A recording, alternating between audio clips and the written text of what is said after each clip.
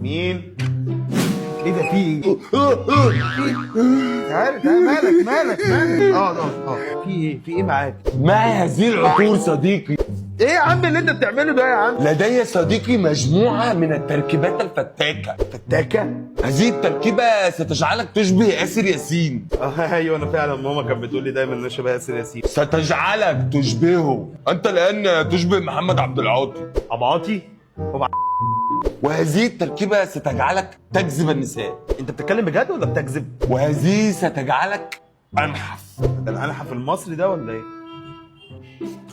وهذه التركيبة تكبرها، وهذه التركيبة تصغرها. دي بوتوكس دي ولا ايه؟ هذه تكبر الطاقة الإيجابية، وهذه تصغر الطاقة السلبية، وهذه تقليد سوفاج.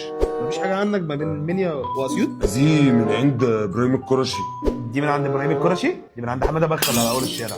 هذه التركيبة ثباتها خرافي. ده انا عبال ما تنيت ايدي كانت الريحه راحت. انت راشد سيليكون عظم ولا ايه؟ ماذا؟ انت بتثبتها اكتر.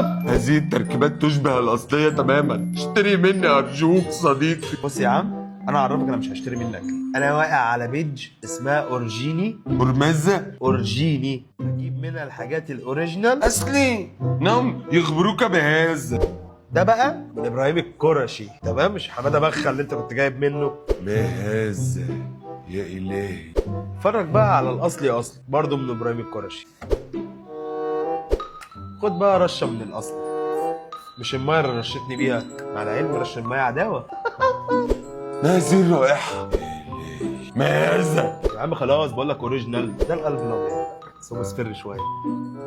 كل هذا من عند صديقك أورجيني؟ اوريجينال انت دي بس عشان دي غاليه. حتى لو عايز تجرب حاجه من الاوريجينال ديت قبل ما تشتريها، تشتري تيستا ازازه صغيره مش هتكلفك كتير. هل أنت متأكد أن هذه ليست مجوهرات؟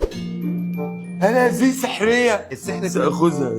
زي ايه؟ سأخذها. انت ستاخذ بعضك وتمشي. اوعى ايدك. الفخامه عنوان، ولو عايز اي حاجه ابعتها لك اي مكان. استحليت الموضوع قوي.